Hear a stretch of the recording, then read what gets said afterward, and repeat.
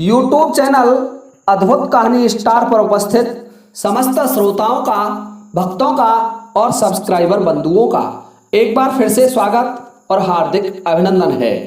श्रोताओं, जैसा कि आप जानते हैं, हमारी कहानी चल रही थी नल पुराण इतिहास में से और उसके 54 एपिसोड मैं आपकी सेवा में प्रसारित कर चुका था और आज 55वां एपिसोड आपकी सेवा में लेकर के उपस्थित हूँ। परंतु श्रोताओं, उससे पहले मेरे पास है एक कमेंट और कमेंट करने वाले हमारे महान सब्सक्राइबर श्रीमान राम गोपाल साक्य जी हैं, जो एमपी ग्वालियर के रहने वाले हैं और पोस्ट मास्टर के पद से सेवानिवृत्त हैं। वो लिखते हैं, गुरुजी आपको सादर प्रणाम।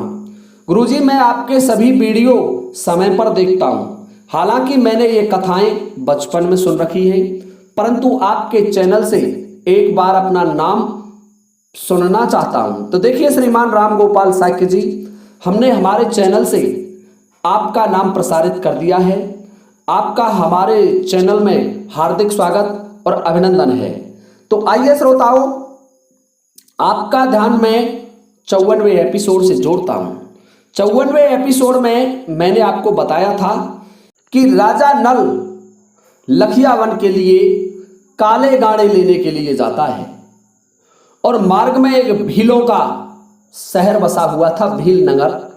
उसमें भीलों की एक लड़की जो महाठगनी थी, ठग विद्या जानती थी, राजा नल को बहका करके एक बक्सी में डाल देती है। श्रोताओं, जब राजा नल के घोड़ा वीरवरण को काफी समय हो गया तो वीरवरण मन में विचार करने लगा कि अब राजा इस लड़की के चंगुल से नहीं निकलेगा। भीलों ने जब घोड़े को घेरने की कोशिश की तो घोड़ा अंतरिक्ष में उड़ गया, परंतु भीलों के हाथ नहीं आया। इधर देखिए श्रोताओं, क्या होता है। राजा नल उस बक्सी में पड़ा हुआ मन में विचार कर रहा है कि अब मुझे कोई युक्ति सोचनी होगी। श्रोताओं, राजा नल उस लड़की से कहने लगे कि हे सुंदरी, तुम परम सुंदरी हो और यदि तुम मान जाए तो मैं तुम्हें एक सुझाव तुम्हारी सेवा में प्रस्तुत करूं। तो वो लड़की कहने लगी कि कहो, क्या सुझाव प्रस्तुत करोगे। तो राजा नल कहने लगा कि आप मुझे इस बक्सी से बाहर निकाल लीजिए। तो लड़की कहने लगी कि एक शर्त पर बाहर निकाल सकती हूं। राजा नल बोले, कहो क्या शर्त है। कि यदि तुम मुझसे विवाह कर ले और मुझे छोड़ करके कहीं नहीं जाएं, यही मेरे साथ रहें, तो मैं आपको अभी और इसी समय इस बक्सी से बाहर निकाल लेती हूं। परंतु इसके लिए आपको सौगंध उठानी होगी। राजा नल कहने लगे कि हे प्रिय, तुम जैसी सुंदर रूपवान लड़की से कौन विवाह करना नहीं चाहेगा।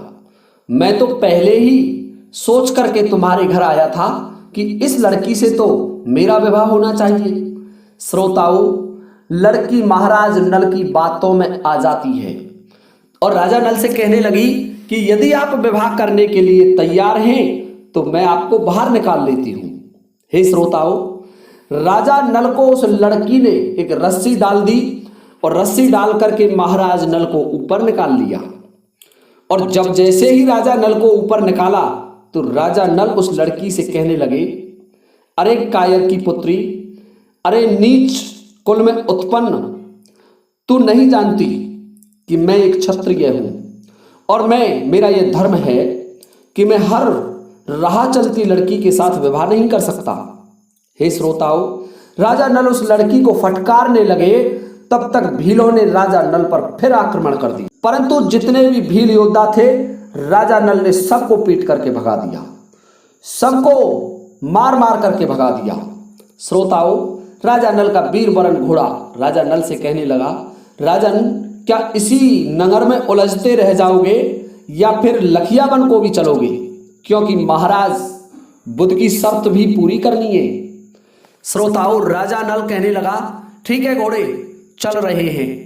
राजा नल घोड़ा की पीठ पर सवार हो जाता है और वही उस लड़की को छोड़ देता है, उसके साथ विवाह नहीं करता। हालांकि कुछ किताबों में इसका वर्णन मिलता है कि भील की लड़की के साथ विवाह किया था, परंतु ऑथेंटिक जो आधिकारिक तौर पर सत्य किताबें हैं उनके अनुसार व्यवहार नहीं किया गया। अब देखिए श्रोताओ, राजा नल अपने अश्व पर विराजमान हो जाते हैं और घोड़ा अंतरिक्ष में उड़ जाता है, राजा नल को लेकर के चला जा रहा है। देखिए श्रोताओ, सबसे पहले एक बबरी नामक वन पड़ा और बबरी वन में सिंहों की बहुलता थी। सिंहों की संख्या इतनी थी कि उसमें चप्पे चप्पे पर सिंह थे। बब्बर सिंह राजा नल घोड़े से कहने लगा कि घोड़े, ये वन क्षेत्र सिंहों के लिए जाना जाता है, इसमें रहने वाले सिंह बबरी शेर हैं। राजा नल जब घोड़े से कह रहा है तो घोड़ा बोला, राजन हमें इस वन से कोई लेना देना नहीं है, हमें लखिया वन चलना है। जब बबरी वन पार किया तो उसके बाद कजरी वन में आए जो हाथियों के लिए जाना जाता था, और जब कजरी वन को पार किया तो राजा नल पहुंच जाते लखिया वन में। हे श्रोताओ, जब राजा नल लखिया वन के अंतरिक्ष में पहुंचे तो वन की शोभा को देख करके राजा नल अपने घोड़े से बोले कि यही वो लखिया वन है, परंतु ये वन दैत्यों के लिए जाना जाता है। इस वन में दानवों की बहुलता है, दानव बड़ी संख्या में रहते हैं और इस वन की सुरक्षा करते हैं। घोड़ा बोला, महाराज घबराने की आवश्यकता नहीं है, तुम जानते हो कि मैं मेरे 4 पैरों से 4 को एक साथ मार सकता हूं और एक 5वें को मुंह से खा जाऊंगा और 6वें पर आपका तेगा का प्रहार होगा, इसलिए राजन आप उतर जाइए। देखिए श्रोताओ, राजा नल ने अपना घोड़ा लखिया वन में उतार दिया और जब लखिया वन में उतारा तो वहां दानों के समूह बैठे हुए थे। दाने एक से एक विशाल शरीर वाला, और राजा नल को देख करके हंसने लगे कि आज तो घर बैठे भोजन आ गया और कोई राजकुमार दिखाई देता है, क्योंकि श्वेत वर्ण के अश्व पर बैठा हुआ है, और ना हम इस घोड़े को छोड़ेंगे और ना इस राजकुमार को। हे श्रोताओ, अब तो समस्त दाने इकट्ठे होकर के एक सेना सी तैयार की दानों ने, जैसे सेना होती है इतने दाने इकट्ठे हो गए और राजा नल को खाने के लिए चले। राजा नल उनसे कहने लगा कि दानवों वहीं ठहर जाओ, नहीं तो समस्त मेरे हाथों से मारे जाओगे। परंतु श्रोताओ, मानव रक्त के प्यासे और मानव के मांस के भूखे वो दैत्य राजा नल की कब सुनने वाले थे। वो तो राजा नल पर खाने के लिए टूट पड़े, परंतु राजा नल ने अपने घोड़े से कहा कि अब इन दैत्यों को हमें सबक सिखाना होगा। देखिए श्रोताओ, राजा नल ने अपना तेगा निकाला और तेगा निकाल करके उन दानों से युद्ध करने लगा। अब देखिए उन्हीं की भाषा में युद्ध कैसे होता है। और जंग फौज सजिए दाने की, जिसका हाल कहा नहीं जाए, सबने मिलके चौतरफा से राजा नल को घेरो आए। अब ना जीवित छोड़ो इसको लियो कैद कराए। हाल देख लियो जब राजन ने ऐसे वचन कहे सुनाए। मार मार के तुम सबरिन को गल्लो एक दम लगवाए। मैं राजा हूं नरवर वारो, जिंदा एक बचेगा नाई।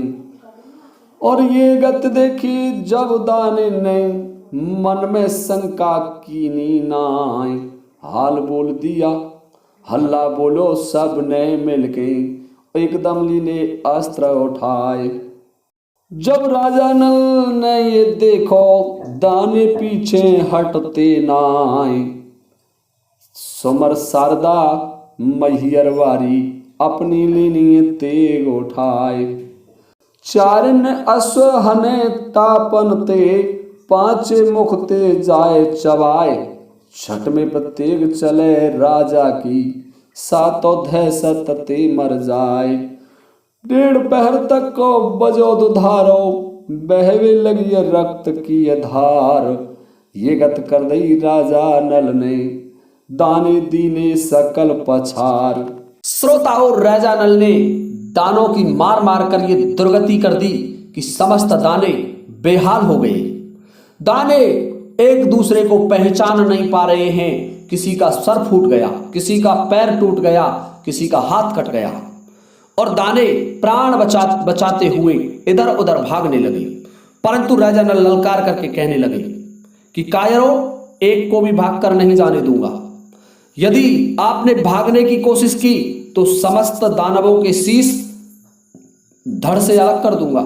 इसलिए यहीं खड़े हो जाओ, अपने अपने हथियार डाल दो। हे श्रोताओं, राजा नल की बात सुनकर के समस्त दानवों की सेना अपने हथियार डाल देती है और राजा नल के सामने पराजय स्वीकार कर लेती है। राजा नल उन दानों से कहने लगे, अरे दानवों, तुम ये नहीं जानते कि मेरी दानवों से बहुत पुरानी रिश्तेदारी है। दाने कहने लगे कि आप कौन हैं? कि मैं राजा नल हूं, नरवर नरेश। आपने घुमासुर दाने का नाम सुना होगा और घुमासुर दाना भगवान शंकर का वरदानी था। मैंने उस दाने को 11 वर्ष की अवस्था में मार दिया और उसकी पुत्री गजमोतनी का मेरे साथ विवाह हो गया। हे श्रोताओं, अब तो वो समस्त दाने राजा नल को पहचान गए और राजा नल से हाथ जोड़ करके विनती करने लगे कि हे महाराज नल, हम आपको पहचान नहीं पाए और इसीलिए हम आपको खाने के लिए दौड़े। हमने आप पर आक्रमण किया, इसके लिए राजन हम आपसे क्षमा चाहते हैं। श्रोताओं, राजा नल कहने लगे, अरे राक्षसों, क्या मैं तुम्हें क्षमा करूंगा? नहीं, ऐसे क्षमा नहीं कर सकता। मैं एक शर्त पर तुम्हें क्षमा करूंगा। तो वो दाने बोले कि कहो राजन, तुम्हारी क्या शर्त है? हमें वह शर्त स्वीकार है। राजा नल उन दानों से कहने लगे कि तुम समस्त दानों को यहां जो काले गाड़े उत्पन्न होते हैं इस वन में, उन काले गाड़ों को काट काट करके यहां लाना होगा और मेरे पास ला करके ढेर लगा दीजिए। हे श्रोताओं, समस्त दाने कहने लगे कि राजन, आप उनका क्या करेंगे? कि नहीं, पहले आप गाड़े काट करके लाओ। तो देखिए श्रोताओं, राजा नल के आदेश से वो दैत्य दानव काले गन्ने काटने के लिए चल देते हैं। राजा नल के डर से समस्त दाने गन्नों की कटाई में लग गए और बहुत जल्दी ही काट काट करके हजारों मन का ढेर दानों ने लगा दिया। राजा नल उस ढेर को देख करके कहने लगे कि अब समस्त दानव सेना मेरे सामने बैठ जाएगी और मैं जो कहूं वो ध्यान से सुनिए। तो में से 500 दाने मेरे साथ चलेंगे मेरे शहर के लिए। अब तो दानों की दम हवा निकल गई, दाने घबरा गए। दाने कहने लगे कि वहां ना जाने ये राजा हमारे साथ क्या करेगा। तो राजा नल कहने लगा, तुम्हें घबराने की आवश्यकता नहीं है, तुम मेरे साथ चलिए और प्रत्येक दाने के सिर पर एक गन्नों का भरोटा होगा, एक गठरी होगी और उसमें 100 गाड़े होंगे। देखिए श्रोताओं, कहा जाता है कि 100 गन्ना की एक एक फांदी और एक एक दाने पर 100 लादी, अर्थात एक एक दाने पर 100 गन्नाओं की जो झुंड थे वो लाद दिए और दाने आगे आगे चल रहे हैं काले गन्नों को लेकर के और राजा नल पीछे पीछे चला जा रहा है। देखिए श्रोताओं, उन दानों ने कजली वन को पार किया और फिर बबरी वन में प्रवेश किया, परंतु दानों को देख करके शेर भी भाग गए, क्योंकि दाने शेरों को भी खाते थे। बड़े विशाल शरीर वाले दैत्य थे। हे श्रोताओं, राजा नल कजरी वन से और बबरी वन से दानों को निकाल लेते हैं और चले जा रहे हैं पिंगुलगढ़ की तरफ। दानों की फौज जिनके सिर पर गन्ने लदे हुए हैं पिंगुलगढ़ की तरफ चल रहे हैं। श्रोताओं, दाने तो वहां पर आक्रमी थे, बड़े मायावी थे और राजा नल और दानों ने कुछ समय लगाया और थोड़े ही समय में पिंगुलगढ़ की सीमा में प्रवेश कर गए। अब देखिए, जहां राजा बुद्ध का दरबार लगा हुआ था, राजा नल ने अपना अश्ववाहन रोक दिया और कह दिया दानवों से कि इन समस्त गन्नों को यहां इकट्ठा कर दिया जाए। श्रोताओं, राजा नल ने राजा बुद्ध के दरबार में उन गन्नों को डलवा दिया ढेर लगा दिया गंडाओं का। अब तो राजा बुध जब दरबार की तरफ आए तो आंखें फटी की फटी रह गई। जो सेड़ामल उनका मंत्री था वो घबरा जाता है कि इसके साथ तो एक दानवों की फौज भी आई है। ये कौन है? कितना पराक्रमी योद्धा है।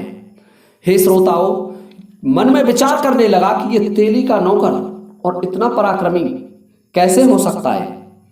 परंतु राजा बुध कहने लगे कि सेड़ामल, ध्यान से सुनने की बात तो यह है कि ये कोई छोटा मोटा नरेश नहीं है। ये वह राजा है जिसने देवराज इंद्र को भी पराजित किया था। हे सेड़ामल, अब इसी में भलाई है कि हमें हमारी पुत्री का विवाह इसके पुत्र के साथ कर देना चाहिए। परंतु सेड़ामल और रानी चिरौंजा मानने को तैयार नहीं थी। अब वो कहने लगे कि महाराज नल, सेड़ामल कह रहा है कि ये गन्ने इस पूरे पिंगुलगढ़ में बंटने चाहिए। तो राजा नल कहने लगे कि मंत्री जी, आप कहेंगे जो काम होगा। हे श्रोताओं, राजा नल ने उन दैत्यों को आदेश दिया कि हे दैत्यों, तुम हर घर में जितना भी पिंगुल बसा हुआ है उसके प्रत्येक घर में काले गन्ने पहुंचाएंगे। बांट करके आओ, जाओ लेकर के जाओ। और ध्यान रहे कि यदि आपने किसी मनुष्य को या किसी जीव जंतु को यहां परेशान किया, खाने की चेष्टा की, तो मैं उसे यही पिंगुलगढ़ में दरवाजा बनवा करके उसमें जीवित चिनवा दूंगा। देखिए श्रोताओं, दाने राजा नल का आदेश सुनकर के चल देते हैं और पिंगुलगढ़ के घर घर में जो काले गन्ने थे उनको बांट रहे हैं। श्रोताओं, उन दानवों ने कुछ ही समय में पूरे पिंगुल में गन्ने वितरित कर दिए। परंतु एक चूड़ामन नामक दानव था जिसे भूख लगी हुई थी और एक गाय का बछड़ा उधर से चला आ रहा था। देखिए श्रोताओं, उस चूड़ामन दाने को यह याद नहीं रहा कि राजा नल ने क्या कहा है और वो उस बछड़े को मार करके खाने लगा। जब बछड़े के मालिक ने देखा तो राजा बुध के पास शिकायत लेकर के पहुंचा कि महाराज, हम ये शहर छोड़ करके जा रहे हैं। राजा बुध कहने लगा, क्यों? कि महाराज, आपने इस शहर में दाने ही दाने इकट्ठे कर लिए और ये हमारे पशुओं को खा रहे हैं। एक चूड़ामन नामक दाने ने तो हमारी गाय का बछड़ा खा लिया। श्रोताओं, जब राजा नल वहीं बैठे हुए थे और ये बात सुनी तो राजा नल की आंखें लाल लाल हो गई, खून नेत्रों में उतर आया, जोश छा गया। राजा नल ने उन समस्त दानों को बुलाया और उन दानों से कहा कि तुमने गन्ने तो पिंगुल में बंटवा दिए, परंतु अब मुझे पत्थरों की आवश्यकता है। आप जाइए, तुमको ही पत्थर लाने हैं और यहां पत्थरों का ढेर लगा दीजिए। हे श्रोताओं, राजा नल ने जो राजा बुध का मुख्य दरवाजा था उस दरवाजे के पास पत्थरों का ढेर लगा दिया। जो राजा बुध का किला था, शहर था पिंगुलगढ़, उसका एक मुख्य दरवाजा था जिस दरवाजे से ही प्रवेश करते थे पिंगुलगढ़ में। तो उसी दरवाजे के पास विशाल ढेर लगवा दिया और समस्त दानों से कह दिया कि आप चूड़ामन दाने को मेरे पास भेजिए। अब देखो श्रोताओं, अन्य दानों से राजा नल कहने लगा कि आप शहर लखियावन को जा सकते हैं, परंतु इस चूड़ामन दाने को मैं नहीं भेजूंगा। हे श्रोताओं, राजा नल के आदेश से दाने प्राण बचा बचा करके पिंगुलगढ़ को छोड़कर लखियावन को चले जाते हैं। राजा नल उनसे कह देते हैं, यदि मार्ग में तुमने किसी को परेशान किया या खाने की चेष्टा की तो मुझसे जीवित नहीं बचोगे। हे श्रोताओं, अब देखिए, राजा नल ने उस चूड़ामन दाने को पकड़ लिया और मिस्त्री बुलवाए। जो मुख्य दरवाजा था राजा बुध का वो तोड़वा दिया गया और दरवाजे को दोबारा बनवाना आरंभ कर दिया। और जो दरवाजे का मुख्य पटाव होता है उस पटाव में उस दैत्य को रख दिया और उसके ऊपर पत्थर और सीमेंट से, चूने से चिनाई करवा दी। उसको दीवार में जीवित चिनवा दिया। जब दाना उस दीवार में चिनने लगा तो राजा नल से क्या कहने लगा कि राजन, ध्यान से सुन, मैं भूखा था इसलिए मैंने गाय के बछड़े को खाया, परंतु तू मुझे जीवित इस दीवार में चिनवा रहा है और मैं मेरी माता के अकेला पुत्र हूं। तो तू भी ध्यान रखना कि जिस दिन तेरा पुत्र इस नगर में गौना करने के लिए आएगा, देखिए विवाह तो स्वयं राजा नल ने ही किया था, जिस दिन तेरा पुत्र इस नगर में गौना करने के लिए आएगा, क्योंकि अभी तो मरवन है, बहुत छोटी है, तुम उसका विवाह ही करोगे। और जब उस समय ध्यान रखना कि मैं तुम्हारे पुत्र के ऊपर गिरूंगा और तुम्हारे पुत्र को मार दूंगा और तब तुमसे बदला लिया जाएगा। श्रोताओं, राजा नल को दाने की बात समझ में आ जाती है कि जब मेरा पुत्र अवश्य बड़ा होगा तो इस पिंगुलगढ़ में मरवन से, जो मरवन लड़की है राजा बुध की, उसका गौना करने आएगा और गौना करने आएगा तो ये दैत्य मेरे पुत्र के ऊपर गिरेगा। हे श्रोताओं, राजा नल उस समय जोश में थे, सो ध्यान नहीं दिया और उस दाने को उस दीवार में चिनवा दिया, उस किले, उस दरवाजे की दीवार में। और मुख्य दरवाजे में चूड़ामण दाना बैठ जाता है, चिना हुआ, उसमें रखा हुआ है। और इसका अगला भाग मैं आपकी सेवा में कल लेकर के उपस्थित हो जाऊंगा। इसी के साथ अब ये वीडियो मैं समाप्त करता हूं। आप सभी से अनुमति लेता हूं। जय हिंद, जय भारत।